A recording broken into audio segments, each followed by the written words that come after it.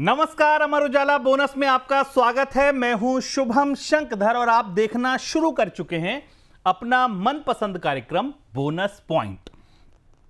हर cover को to the point बताना और उसका फिर टू द पॉइंट विश्लेषण, यही इस कार्यक्रम की खासियत है।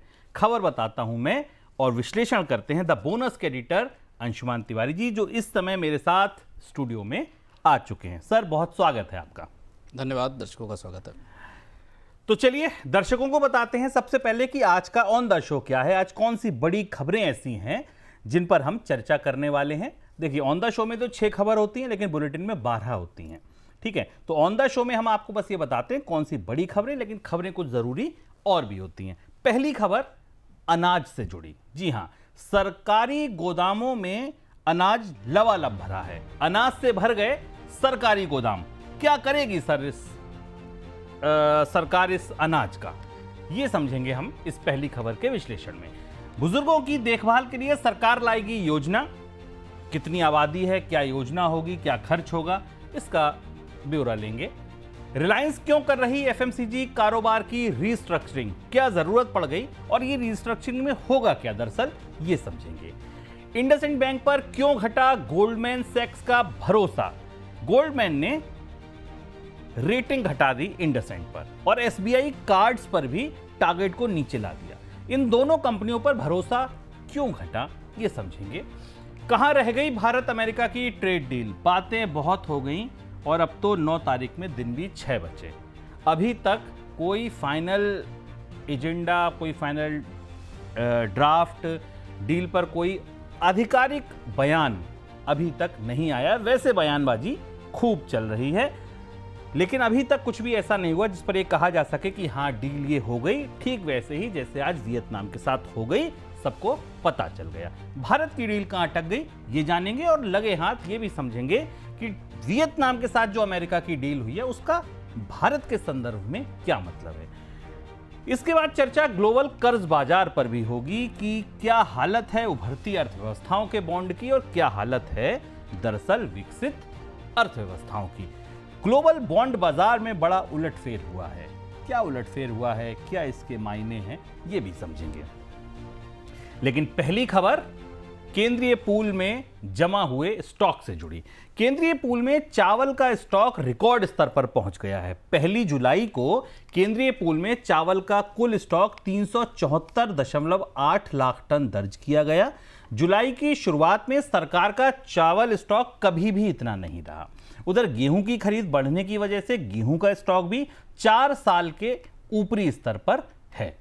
गेहूं का स्टॉक बढ़ने की वजह से इस साल खुले बाजार में सरकार की गेहूं बिक्री जल्द शुरू होने की संभावना है। रिपोर्ट के मुताबिक खुले बाजार में गेहूं की बिक्री अगस्त से शुरू हो सकती है।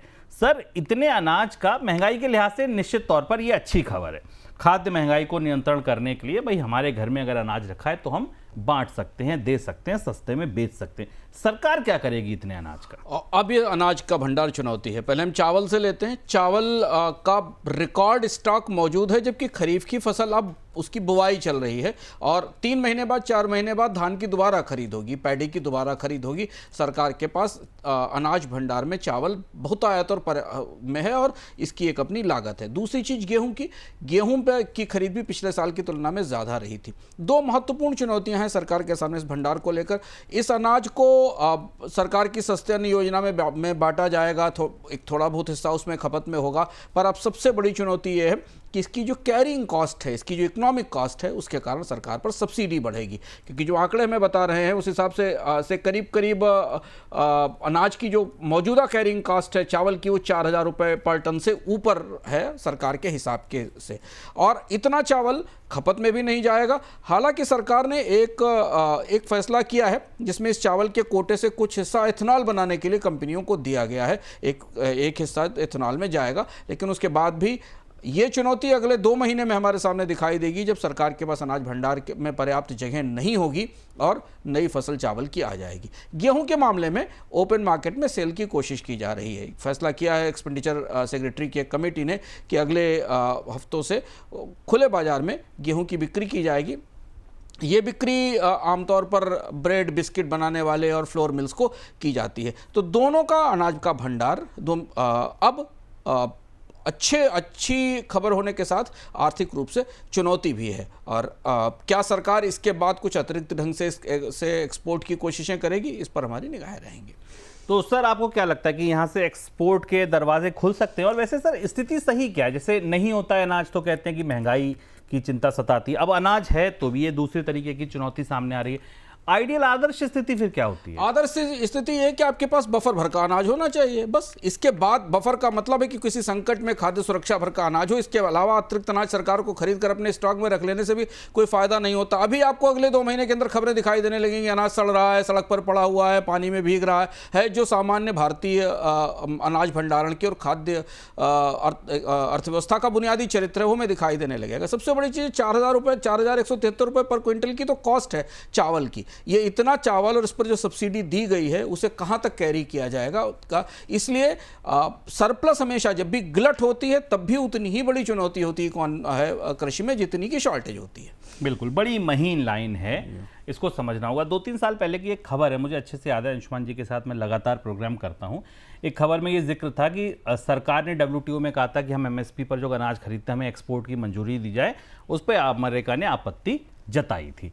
चलिए आगे बढ़ते हैं। रिजर्व बैंक ने बैंकों और कर्ज देने वाली अन्य रेगुलेटेड संस्थाओं को कहा है कि फ्लोटिंग रेट लोन पर प्री पेमेंट शुल्क वसूली ना करें। अगर फ्लोटिंग रेट है तो उस पर अगर कोई पहले भुगतान करके कर्ज खत्म करना चाहता है तो उस पर शुल्क ना वसूलें। इस तरह के लोन पर शुल्क वसूली अगले साल जनवरी से बंद हो जाएगी। रिजर्व बैंक ने लेंडिंग कारोबार में पारदर्शिता लाने के लिए ये कदम उठाया है। सर क्या मतलब है फिर इसका? इस बार ये जो प्री पेमेंट पेनाल्टी या प्री पेमेंट फीस वसूली जाती थी, जैसे अगर आपने कर्ज ले रखा है और आप समय से पहले से चुकाना चाहते हैं तो बैंक आपसे उससे एक फीस लेता था। इस व्यवस्था को अब रिटेल से बढ़ाकर छोटे उद्योगों तक पहुंचा दिया गया है। रिटेल कर्जदारों के लिए तो ये पहले ही व्यवस्था आ गई थी कि अगर उन्होंने फ्लोटिंग रेट पर लोन रखा है और अपना समय से पहले कर्ज चुकाना चाहते हैं तो बैंक उसके लिए उनको सजा नहीं देगा, दंडित नहीं करेगा कि आपको एक पेनल्टी चुकानी पड़ती है। जब आप जल्दी समय से कर्ज चुका देते हैं तो बैंक का हिसाब बिगड़ता है, क्योंकि उसका ब्याज का भुगतान और जो ब्याज के आकलन है वो लड़खड़ा जाते हैं। आप वक्त से पहले कर चुका देते हैं। इस व्यवस्था को अब माइक्रो और स्मॉल इंटरप्राइजेस के लिए, MSE के लिए, SME के लिए नहीं, इसमें स्मॉल अलग हो गए हैं, MSE के लिए, माइक्रो और स्मॉल इंटरप्राइजेस के लिए 1 जनवरी 2026 से लागू किया जाएगा, जहां इन छोटे, अति छोटे और सूक्ष्म उपक्रमों को अगर समय से पहले अपना कर्ज चुकाना है और उन्होंने फ्लोटिंग रेट पर कर्ज ले रखा है तो बैंक्स उनसे किसी तरीके की प्री पेमेंट पेनाल्टी वसूल नहीं करेंगे। तो यदि आप छोटे उद्योगों से SME से MSE में जुड़े हुए हैं तो ये फैसला आपके लिए फायदे का है। छोटे कर्ज हैं और छोटे कर्जों की समय पर अदायगी या समय से पहले अदायगी पर बैंकों को कोई दंडात्मक ब्याज वसूलने की छूट नहीं है। देश में वरिष्ठ नागरिकों की देखभाल को बढ़ावा देने के लिए सरकार का थिंक टैंक नीति आयोग एक योजना पर काम कर रहा है। जल्द ही उस योजना को जारी किया जा सकता है। देश की जनसंख्या में बढ़ती बुजुर्ग आबादी को ध्यान में रखते हुए ये कदम उठाया जा रहा है। सर कितनी बुजुर्ग आबादी है, कितनी स्पीड से ये बढ़ सकती है, क्या है अभी ताज़ा आंकड़े हमारे पास?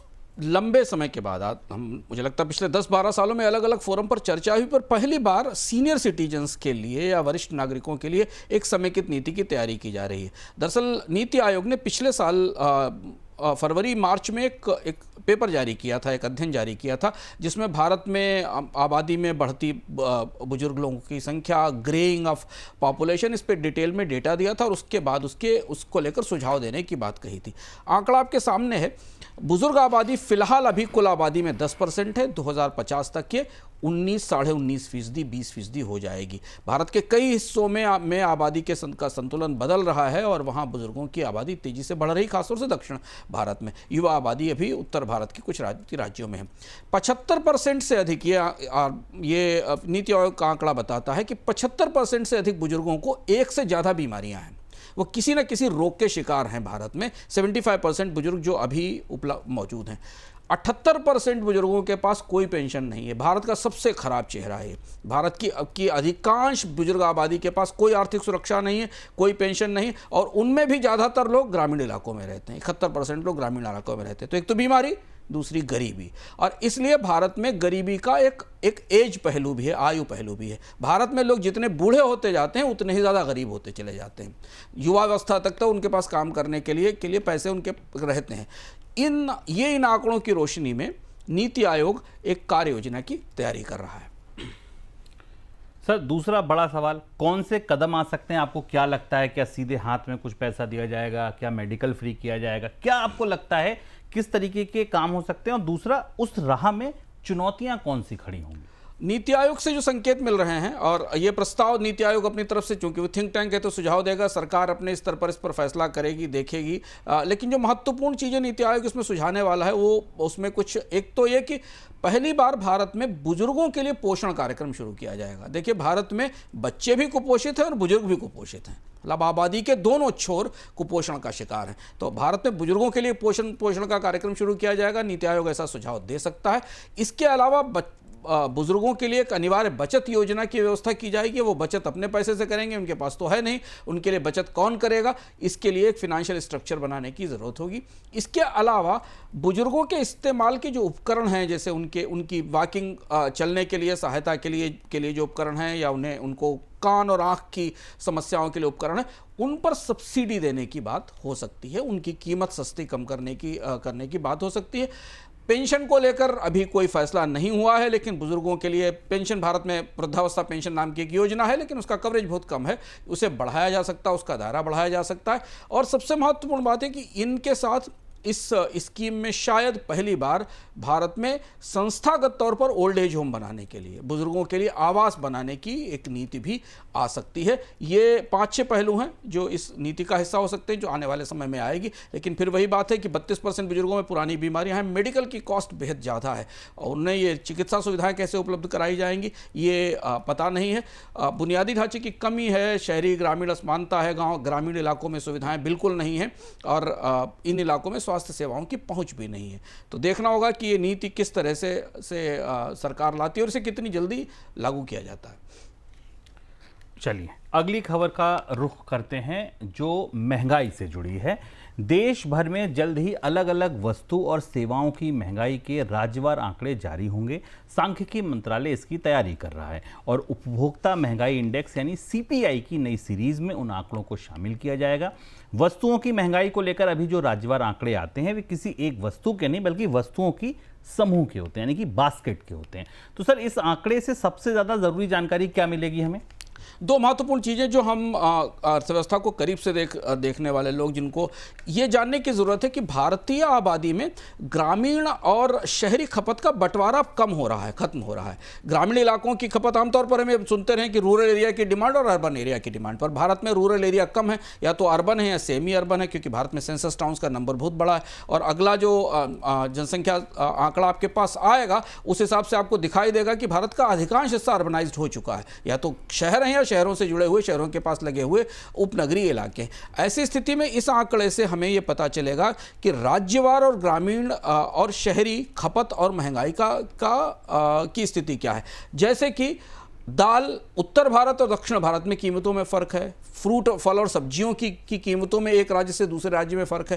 तो ये जानना ज़रूरी है कि इससे सरकार का इंटरवेंशन कुछ हो या ना हो, कंपनियों के लिए, निवेशकों के लिए, एफएमसीजी कंपनियों के लिए जानना ज़रूरी है कि भारत के किन क्षेत्रों में, किन राज्यों में मांग और आपूर्ति की कमी के कारण स्थानीय स्तर पर महंगाई कैसी रहती है। और शुभम, जो बात हम लोग हमेशा कहते हैं कि महंगाई एक महसूस करने वाली होती है और एक महंगाई आंकड़ों में दिखती है। तो ये जो महसूस करने वाली महंगाई है ना, ये महंगाई राज्यों से पता चलेगी, हालांकि उतनी भी नहीं पता चलेगी। ज़रूरत है डिस्ट्रिक्ट लेवल तक, जिले स्तर तक की महंगाई को नापने की, क्योंकि एक जिले से दूसरे जिले में भी महंगाई में बड़ा फर्क होता है। और इसीलिए जब हमको पता चलता है कि मुद्रास्फीति की दर कम हुई और रिजर्व बैंक उसकी तारीफ करता है और भारत में दावे किए जाते हैं, तो सड़क पर सामान खरीदने वाला आदमी मानता है कि उसकी ज़िंदगी में कोई फ़र्क नहीं आया, क्योंकि उसके लिए महंगाई वही रहती है। तो ये आंकड़े हमें जानना जरूरी है, क्योंकि अभी हाल में ही सरकार का जो एक्सपेंडिचर सर्वे आता है, कंज्यूमर एक्सपेंडिचर सर्वे एनएसएसओ करता है, उसने भी कुछ आंकड़े दिए हैं और उसने खपत के नए स्वरूप में बदलाव को रेखांकित किया। वहाँ भी ये दिख रहा है कि ग्रामीण और शहरी इलाकों की खपत में अब अंतर घट रहा है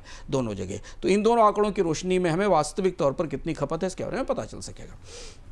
रिलायंस इंडस्ट्रीज अपने एफएमसीजी कारोबार की रीस्ट्रक्चरिंग करने जा रही है। अब सभी एफएमसीजी ब्रांड्स को एक कंपनी में शामिल किया जा सकता है। फिलहाल कंपनी के ज़्यादातर एफएमसीजी ब्रांड उसके अलग अलग वेंचर्स के दायरे में आते हैं। कंपनी की 2027 तक अपने एफएमसीजी कारोबार को देश भर में फैलाने की योजना है। सर, कैसे की जाएगी रीस्ट्रक्चरिंग, और बड़ा सवाल यह है कि क्यों की जा रही है, क्या ज़रूरत है?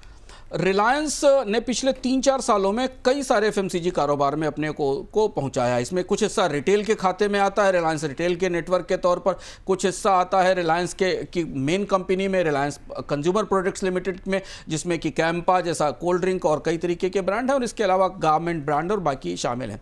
रिलायंस की तैयारी ये है कि रिलायंस एक सब्सिडरी क्रिएट करेगी जिसके अंदर, जिसका नाम new Reliance consumer products limited होगा, और इसके दायरे में पूरे कंज्यूमर प्रोडक्ट बिजनेस को शामिल किया जाएगा। यह कोशिश की जा रही है। इसमें जितने भी ब्रांड हैं, जितने भी प्रोडक्ट हैं, उनको लाया जाएगा। पीछे इसकी सबसे बड़ी वजह यह है कि रिलायंस का समूह अब अपने ग्रुप के पुनर्गठन में लगा हुआ है। जियो अलग हुआ है, फिनांस में एक अलग वेंचर बनाया गया है।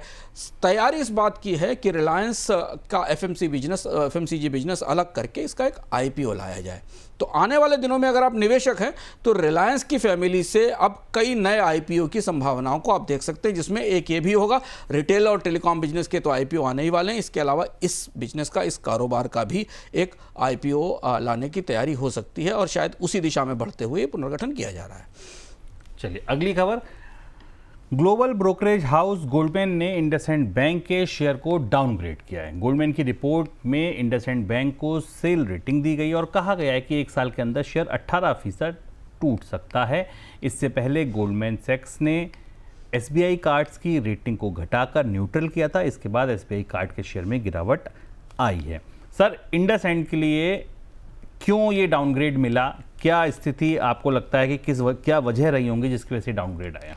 बड़ा डायरेक्ट और कैंडिड डाउनग्रेड है, जिसमें गोल्डमैन सैक्स ने यह भी कह दिया है कि स्टॉक 18% तक टूट सकता है। हमने हाल फिलहाल में इंडसइंड बैंक में बहुत वॉलेटिलिटी देखी बाजार में। घोटाला खुलने के बाद इंडसइंड बैंक की खरीद भी बढ़ी, फिर बाद में बिकवाली भी हुई, पर पहली बार किसी अंतर्राष्ट्रीय ब्रोकरेज हाउस ने या किसी ग्लोबल फर्म ने इतने कैंडिड ढंग से, इतने दो टूक ढंग से ये कहा है कि स्टॉक अब निवेश करने लायक नहीं है। उनका कहना यह है कि अगर आज में पैसा लगा रहे हैं तो आप नुकसान उठाने के लिए तैयार रहिए, उनका मतलब है। और इसमें 3-4 कारण दिए हैं जो कारण गोल्डमैन सैक्स की रिपोर्ट बता रही है। पहली वजह तो यह है कि ये स्टॉक आने वाले समय में ज़्यादा वॉलेटाइल रहेगा और इन्वेस्टर्स के रिटर्न को अनिश्चित बनाकर रखेगा, क्योंकि बैंक की परिस्थिति अच्छी नहीं है। महत्वपूर्ण बात है, गोल्डमैन सैक्स ने कहा है कि इसका जो रिटर्न रेशियो है वो ज़बरदस्त दबाव में है स्टॉक बैंक का। बैंक के पास जो आरओई है वो प्रेशर में है, और ये 8% के स्तर पर रहने की उम्मीद है कि जो बेहद कम रहेगा। दूसरी चीज़ अपनी रिपोर्ट में गोल्डमैन सैक्स ने कहा है कि इसका जो अर्निंग फोरकास्ट है, कमाई का जो आकलन है, वो भी बढ़ा हुआ है, यानी हाई पर है।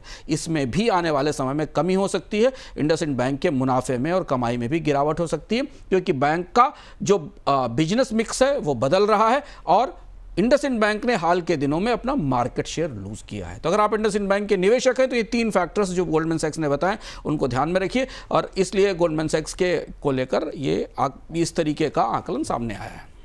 सर, एसबीआई कार्ड्स को भी डाउनग्रेड किया गया है, वहाँ क्या वजह सामने आई? एसबीआई कार्ड की कहानी थोड़ी दिलचस्प है। एसबीआई कार्ड में हमने हाल फिलहाल में करीब 35% की रैली देखी थी, पर अब 3 बड़ी चिंताएं गोल्डमैन सैक्स ने एसबीआई कार्ड के बारे में भी बताई हैं। एक पहली चिंता, गोल्डमैन सैक्स का कहना यह है कि भारत में क्रेडिट कार्ड बिजनेस में तमाम बदलाव हो रहे हैं और क्रेडिट कार्ड की लोकप्रियता सीमित हो रही है। ऐसी स्थिति में लोग क्रेडिट कार्ड का इस्तेमाल कम कर रहे हैं। दूसरी बात यह कि आरबीआई ने जो नए नियम लगाए हैं क्रेडिट कार्ड के इस्तेमाल के, उस पर लोन लेने के, पर्सनल लोन लेने के, उसका असर सीधे एसबीआई कार्ड जैसी जो कि देश की सबसे बड़ी क्रेडिट कार्ड कंपनी है और बाजार में सबसे बड़ा बैंक है, उसके कारोबार पर पड़ेगा। गोल्डमैन सैक्स ने यह भी कहा है कि जो क्रेडिट की कॉस्ट है और जो लोन का रिवाइवल है वो नहीं दिख रहा है। अगर आप पिछले 3-4 दिनों के हमारी चर्चाओं को ध्यान देके देखें तो हम आपको लगातार बता रहे हैं कि रिटेल लोन्स गिर रहे हैं भारत में, रिटेल लोन्स में कमी आ रही है, क्रेडिट कार्ड पे लोन्स में कमी आ रही है, और इस स्थिति में एसबीआई कार्ड को भी इस वजह से डाउनग्रेड किया है। और ये कहा है गोल्डमैन सैक्स ने कि नियर टर्म में, मतलब हाल फिलहाल के महीनों में, इस स्टॉक की ईपीएस कमज़ोर रहने की या बहुत ज़्यादा बढ़ोतरी की संभावना नहीं है। आईफोन बनाने वाली ताइवान की कंपनी फॉक्सकॉन ने भारत की आईफोन फैक्ट्रियों में काम कर रहे चीन के कर्मचारियों को चीन भेज दिया है। लगभग 300 चाइनीज इंजीनियरों को घर भेजा गया है। फॉक्सकॉन के इस कदम से भारत में आईफोन 17 के उत्पादन पर असर पड़ सकता है। सर, ये इतना सीधा मामला नहीं लग रहा है, कुछ ना कुछ इसमें चीन की राजनीति की बू आ रही है। क्या लग रहा है आपको, इसके पीछे चीन की क्या राजनीति है? एप्पल के लिए बड़ा झटका है। एप्पल के टोटल ग्लोबल प्रोडक्शन का 20% हिस्सा भारत से आता है और एप्पल के लिए दोहरी चुनौती आ गई। एक तो डोनाल्ड ट्रंप उसके पीछे पड़े हुए हैं कि उनका कहना है कि आईफोन भारत में नहीं अमेरिका में बनना चाहिए, और दूसरा चीन ने भी इसी बीच एप्पल को स्क्रू करना शुरू कर दिया फॉक्सकॉन के साथ। हालांकि कंपनी ताइवान की है, पर ताइवान की एक कंपनी अपनी इंजीनियरिंग क्षमताओं के लिए चीनी नागरिकों पर निर्भर है। 3 तरीके के लोग इस कंपनी में काम करते हैं, ताइवानीज, वियतनामीज और चाइनीज़। चीन के इंजीनियर्स इसमें सबसे महत्वपूर्ण हैं, जो फॉक्सकॉन की कंपनी में बुनियादी रूप से काम करते हैं। कारण ताइवानी कंपनी ने नहीं बताया है, लेकिन माना जा रहा है कि चीन ने कई मामलों में एप्पल पर और भारत पर दबाव बनाने के लिए इन इंजीनियर्स को वापस बुलाया। अब वियतनाम की कंपनी के लिए, ताइवान की कंपनी के लिए बड़ी मुश्किल है कि वो इनका तत्काल रिप्लेसमेंट कैसे करे। सब माना जा रहा है कि वो अपने वियतनामीज़ और ताइवानीज़ इंजीनियरों को भारत भेजेगी, जो इन 300 इंजीनियरों की जगह लेंगे। लेकिन ये एप्पल के लिए तात्कालिक तौर पर, एप्पल की जो भविष्य की विस्तार योजनाएँ हैं, खासतौर से आईफोन 17 को लेकर, उसके लिए ये बड़ा झटका है। अमेरिका ने वियतनाम के साथ ट्रेड डील कर ली है। राष्ट्रपति ट्रंप ने इस डील की घोषणा की है। डील के तहत वियतनाम के प्रोडक्ट्स की अमेरिका में एंट्री पर 20% टैरिफ लगेगा। इस डील से भारत के टेक्सटाइल एक्सपोर्ट पर असर पड़ने की आशंका जताई गई है। भारत के टेक्सटाइल एक्सपोर्ट को वियतनाम से चुनौती मिलती रही है पहले भी। सर, भारत के संदर्भ में ये डील आपको लगता है कितनी महत्वपूर्ण लगती है? डोनाल्ड ट्रंप ने कल अपने ट्वीट में या अपनी पोस्ट में ये घोषणा की थी कि 20 और 40% की ड्यूटी लगेगी। ट्रांसशिपमेंट पर 40% की ड्यूटी अमेरिका में लगेगी और 20% की ड्यूटी वियतनाम के सामानों पर वैसे सामान्य रूप से लगेगी। इसके बदले वियतनाम अपने बाजार में अमेरिका के सामानों पर 0 ड्यूटी लगाएगा, यानी फ्री एक्सेस देगा। ये बात अमेरिका की तरफ से कहेगी। तब से आज अभी तक वियतनाम की तरफ से सिर्फ ये तो पुष्टि की गई है कि वियतनाम का प्रतिनिधिमंडल एक ट्रेड डील लेकर वापस लौटा है, पर उस ट्रेड डील का ब्यौरा क्या है, विस्तृत ब्यौरा क्या है, ये अभी तक स्पष्ट नहीं हो सकता कल तक ये सामने आए। लेकिन भारत के टेक्सटाइल एक्सपोर्टर्स इसे बेहद करीब से देख रहे हैं, क्योंकि उसकी वजह यह है कि अगर भारत के साथ होने वाली ट्रेड डील में गारमेंट और टेक्सटाइल शामिल होते हैं, अगर ट्रेड डील होती है और शामिल होते हैं, और उसमें भारत को वियतनाम से कम ड्यूटी का फ़ायदा मिलता है, जो कि अमेरिका के लिए थोड़ा मुश्किल होगा मोटे तौर पर, कि 2 प्रतिस्पर्धी देशों के लिए अलग अलग ड्यूटी लगाना एक ही प्रोडक्ट के लिए थोड़ा चैलेंजिंग होगा। अगर ऐसा होता है तो भारत की टेक्सटाइल गारमेंट कंपनियों को वियतनाम से बढ़त मिलेगी, क्योंकि भारत भी बड़ा निर्यातक है। करीब भारत में 22 बिलियन के आसपास तो कपड़ों का उत्पादन होता है, 45 है, और 2025 का टोटल प्रोडक्शन वैल्यू $200 बिलियन से ऊपर था। भारत के GDP में गारमेंट टेक्सटाइल का हिस्सा 2.3% है। ऐसी स्थिति में अगर वियतनाम की ड्यूटीज़ भारत के से ज़्यादा रहती हैं, तभी भारतीय निर्यातकों को फ़ायदा है, और अगर भारत पर ज़्यादा ड्यूटी आती है गारमेंट एक्सपोर्ट को लेकर, तो भारत के लिए नुकसान हो सकता है। और इस वजह से आज भारत में जो टेक्सटाइल कंपनियों के, गारमेंट कंपनियों के शेयर थे, वो बाज़ार में निगाहों में भी थे, लोगों के रडार पर भी थे। भारत और अमेरिका के बीच ट्रेड डील पर अब तक सहमति नहीं बनी है। दोनों पक्षों के बीच मक्का, सोयाबीन, इथेनॉल और डेयरी प्रोडक्ट पर अब भी टकराव बना हुआ है। 9 जुलाई से पहले डील का फाइनल होना ज़रूरी है, और ऐसा नहीं होता है तो क्या होगा? तो भारत पर अमेरिका के टैरिफ फिर से बढ़ जाएंगे। उधर रूस से व्यापार करने वाले देशों पर 500% तक अमेरिकी टैरिफ के बिल पर विदेश मंत्री एस जयशंकर का भी बयान आया है। उन्होंने कहा है कि भारतीय दूतावास ने 500% टैरिफ का बिल लाने वाले सीनेटर लिंडसे ग्राहम के साथ संपर्क करके भारत की चिंताओं से अवगत कराया है। चलिए सर, डील पर क्या अपडेट है नया आपके पास? डील को लेकर अभी फिलहाल जो स्थिति है उसमें बहुत कुछ अच्छा नहीं दिख रहा है। बड़ा ठंडापन है, बड़ी शांति, और 2 चीज़ें एक साथ निकल कर रही हैं। हालांकि भारतीय पक्ष भी वहाँ मौजूद है, वार्ताएं भी चल रही हैं। भारत अब इस स्थिति में आ गई है, डील जो अभी हम इस कार्यक्रम में आने से पहले तक जानकारी लेने की कोशिश कर रहे थे, कि एक छोटी मोटी मिनी डील कर ली जाए, कुछ तो ऐसा कर लिया जाए जिससे कि ये ड्यूटीज़ जो आ रही हैं उनको रोक लिया जा सके। दरअसल वियतनाम के साथ डील करके डोनाल्ड ट्रंप ने अपना थोड़ा हाथ मजबूत कर लिया है और उन्होंने दिखा दिया है कि वो डील हो सकती है।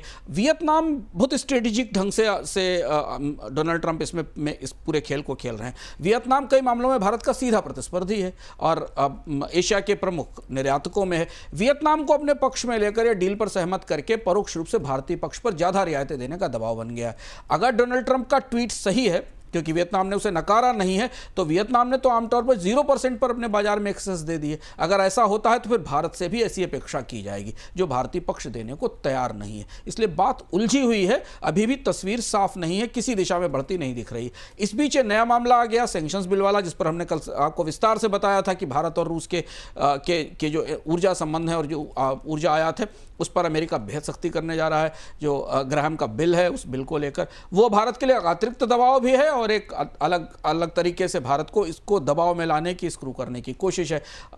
खुलकर भारत ने इस पर प्रतिक्रिया भी नहीं की। यही कहा गया कि हमने सीनेटर से जाकर बात की और उनको समझा बताया है, लेकिन वो बिल जिस ताकत और जिस मजबूती के साथ आ रहा है, जैसा हमने कल आपको बताया था कि उसको बाइपार्टिजन सपोर्ट मिला हुआ है, ऐसी स्थिति में भारत के लिए थोड़ी स्थिति चुनौतीपूर्ण है। हालांकि एक खबर अंदर से ये भी निकल कर आई कुछ अलग अलग जगह चर्चा से कि शायद व्हाइट हाउस एक कह सकता है कि इस बिल की सख्त शर्तों को थोड़ा उदार किया जाए। तो भारत और अमेरिका के व्यापार रिश्तों में वो गर्माहट वो नहीं दिख रही है जो कि डील तक पहुंचाया जा सके। खींच तान कर किसी एक डील की कोशिश की जा रही है, लेकिन मामला अभी भी अधर में ही है। अमेरिका के नेशनल ड्राउट मिटिगेशन सेंटर और UNCCD की रिपोर्ट में कहा गया है कि बीते 3 साल के दौरान दुनिया भर में मानव इतिहास के कुछ सबसे भयानक सूखे दर्ज किए गए हैं। रिपोर्ट में 2023 से 2025 के दौरान की अवधि को कवर किया गया और कहा गया है कि पर्यावरण में हो रहे बदलाव की वजह से दुनिया के कई हिस्सों में सूखे बढ़ गए हैं तो कई हिस्सों में बाढ़ आ गई है। सर, अगर हाइलाइट्स देखें, सबसे बड़ी फाइंडिंग्स आपको क्या दिखती हैं इस रिपोर्ट की और भारत के संदर्भ में क्या कुछ खास है? ये चौंकाने वाली रिपोर्ट है और पूरी दुनिया की अर्थव्यवस्थाओं के लिए इस रिपोर्ट से तथ्य निकल कर आए वो बेहद चौंकाने वाले हैं। पहली बार इस रिपोर्ट ने, जो कि अमेरिका का नेशनल ड्राउट मिटिगेशन सेंटर है और यूनाइटेड नेशंस का एक ऑर्गेनाइजेशन है जो डेजर्टिफिकेशंस को या जो डेजर्ट्स के बढ़ने को रोकता है, उसने मिलाकर रिपोर्ट तैयार की और उसने दुनिया में ड्राउट के हॉट स्पॉट पहली बार बताए हैं कि दुनिया में सूखे के हॉट स्पॉट कौन से हैं। आंकड़े बताते हैं कि अफ्रीका में 3 साल में करीब 9 करोड़ से ज़्यादा लोग भूखमरी का सामना कर रहे हैं। जिम्बाब्वे में 70% कॉर्न की क्रॉप खत्म हो गई है।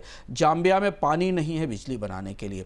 इधर स्पेन में मेडिटेरेनियन के किनारे, भूमध्य सागर के किनारे जो विकसित अर्थव्यवस्था हैं, वहाँ जैतून का ऑलिव का उत्पादन आधा रह गया है। मोरक्को में पशु मारे जा रहे हैं और टर्की में पानी की कमी है। ये भूगोल ये बता रहा है और ये भी कहा है कि इतिहास में सबसे भयानक सूखे वाले साल रहे हैं। आपको याद होगा पनामा नहर तो पानी की कमी के कारण रुकी गई थी पिछले साल, आवागमन ही बंद हो गया था। अमेज़न जो कि दुनिया की सबसे बड़ी सदा नीरा सबसे बड़ी नदी है, उसके पानी के स्तर में गिरावट आई है। भारत और थाईलैंड 2 ऐसे देश हैं जिन पर इस सूखे का सबसे बड़ा असर हुआ है। भारत और थाईलैंड में चावल और कॉफ़ी और चीनी के उत्पादन पर असर पड़ा है। अमेरिका में चीनी की कीमतों में बढ़ोतरी हुई है। भारत के लिए ये भी कहा गया कि भारत दुनिया में सूखे के प्रमुख हॉट स्पॉट में शामिल है। 2023-24 के दौरान भारत में सूखा का हॉट स्पॉट रहा, क्योंकि हमने एल नीनो को भी देखा था और जलवायु परिवर्तन का असर देखा था। भारत पर बड़ा गहरा असर है। 3 फसलें टारगेट की गई हैं इसमें, दाल, चावल और गन्ना। इन पर आने वाले दिनों में सूखा सबसे ज़्यादा प्रभावित करेगा। मध्य भारत और दक्षिण भारत में भूजल की बड़ी कमी आने वाले समय में हो सकती है और इसके अलावा सूखे के असर के कारण कई हिस्सों में जल विद्युत का या हाइडल पावर के उत्पादन में भी कमी हो सकती है। अमेरिकी अर्थव्यवस्था में बड़ी अस्थिरता और रेटिंग कट के बाद दुनिया भर में उभरती अर्थव्यवस्थाओं की बॉन्ड बिक्री बढ़ गई है और संभावना है कि उभरती अर्थव्यवस्थाओं में ये जो बॉन्ड की बिक्री आगे भी जारी रह सकती है। 2025 की पहली छमाही में करीब 190 अरब डॉलर के बॉन्ड जारी किए गए। पूरे साल में 285 अरब डॉलर की बिक्री हो सकती है, जो नया रिकॉर्ड होगा। सर, क्या तस्वीर उभरती दिख रही है आपको ग्लोबल कर्ज बाजार की? ये भी बड़ा दिलचस्प आंकड़ा है पिछले 6 महीने का। आमतौर पर माना जाता था कि दुनिया के निवेशक यूरोप और अमेरिका की अर्थव्यवस्थाओं के कर्ज को, सॉवरेन बॉन्ड्स को या सॉवरेन डेट को ज़्यादा भरोसेमंद मानते हैं। रेटिंग अच्छी थी, AAA, AA रेटिंग होती थी। तीसरी दुनिया के देश अपना कर्ज के लिए, निवेशक जुटाने के लिए बेहद मुश्किल में होते थे। और ख़ासतौर पर भारत जैसे देश में तो अधिकांश सरकारी कर्ज सरकार के ही बैंक खरीदते हैं, सरकार कर्ज जारी करती है और सरकार उसे खरीदते हैं, सरकारी बैंक खरीदते हैं। लेकिन पिछले 6 महीनों में डोनाल्ड ट्रंप के आने के बाद डॉलर की स्थिति कमज़ोर होने के बाद परिस्थिति बिल्कुल बदली है और ये परिस्थिति बेहद अप्रत्याशित है। अगर आप ध्यान से देखें तो जो इमर्जिंग मार्केट इकोनॉमीज़ हैं उनके लोन में करीब करीब 20% की बढ़ोतरी हुई है, जो कि आमतौर पर अभी तक ऐसा नहीं देखा गया। 285 बिलियन डॉलर के आसपास की बारोइंग इमर्जिंग मार्केट के देश करेंगे। इनमें भी खास तौर पर सऊदी अरब के नेतृत्व में खाड़ी क्षेत्र में सबसे ज़्यादा 40% डेट लिया जा रहा है। इसे एक बात और समझ सकते हैं कि तेल आधारित अर्थव्यवस्थाएं अब अपने आप को डाइवर्सिफाई करने के लिए कर्ज की तरफ जा रही हैं, क्योंकि तेल से उनके रेवेन्यू में कमी आ रही है। 2025 में 106 बिलियन बॉन्ड और सुकूक डील्स हुई हैं।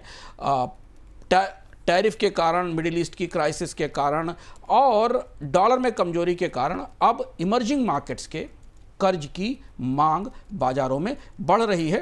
अमेरिकी डॉलर से दूरी बनाई जा रही है। सऊदी अरब, शारजाह, उरुग्वे जैसे देश अब येन और युआन में कर्ज जारी कर रहे हैं, जो बेहद महत्वपूर्ण है। डॉलर के बाहर इन 2 करेंसीज में भी अब डेट फ्लोट किए जा रहे हैं, चूंकि स्थानीय बॉन्ड में रिटर्न अच्छा दिख रहा है। लेकिन यहाँ एक पैराडॉक्स शुभम को दिखता है कि इस सारी परिस्थिति के बाद भी हमने आपसे 2 दिन पहले चर्चा की थी कि भारत के बॉन्ड में विदेशी निवेश कम हुआ है, भारत के बॉन्ड्स में निवेश नहीं आया, जबकि ग्लोबली इमर्जिंग मार्केट के बॉन्ड्स को बहुत अच्छा समर्थन मिला था।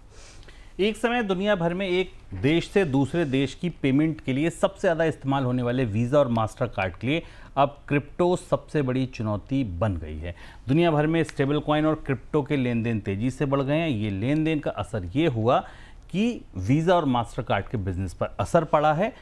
कारण कई हैं, सस्ता होना, तमाम और वजह हैं। सर, क्या समझा जाए इसका अर्थ की जो वैकल्पिक व्यवस्थाएं थीं, जो भले अभी मुख्य धारा में नहीं आई हैं, बट हाँ सक्रिय तो हो ही गई हैं। वैकल्पिक व्यवस्थाएं सक्रिय नहीं हो गई, बल्कि मुख्य धारा में आ गई हैं।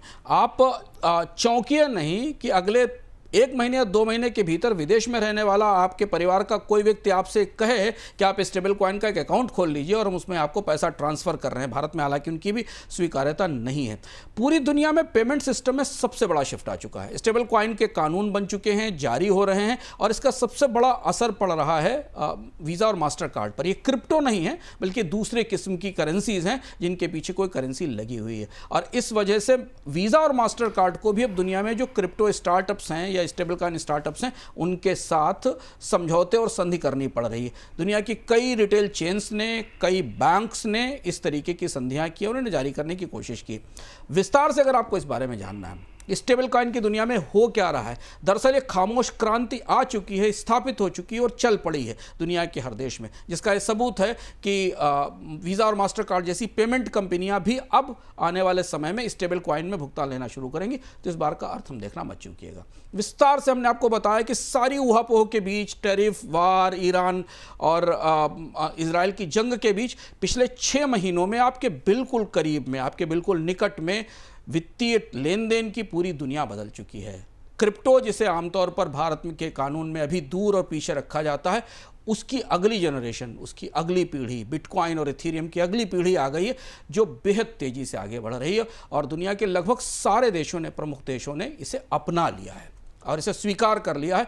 क्या हुआ है इस पूरे स्टेबल कॉइन की दुनिया में, क्या चल रहा है, इस बार के अर्थ में आपको पूरे विस्तार से बताएंगे, ताकि आपको पता चल सके कि भविष्य में अगर आपको भी स्टेबल कॉइन का इस्तेमाल करना है तो आपको क्या करना होगा। क्या आपको क्रिप्टो करेंसी पर शक है? क्रिप्टो संचालनों से डर लगता है? क्या हो कि अगर अमेरिका और यूरोप में बैठा हुआ आपका कोई रिश्तेदार इस साल आपको किसी स्टेबल कॉइन में पेमेंट भेज दे? आप कहेंगे सब क्या है?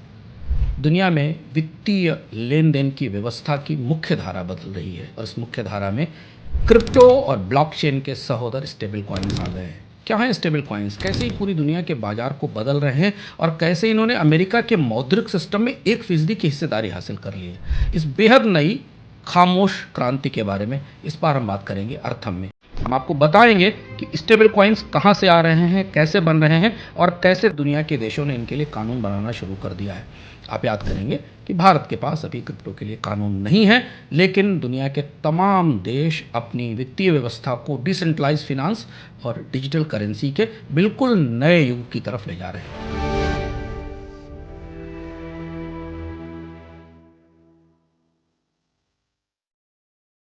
चलिए, तो आज के हमारे बोनस पॉइंट में इतना ही। कल आपसे फिर मुलाकात होगी शाम को 7 बजे नई खबरों के साथ, नए अपडेट्स के साथ।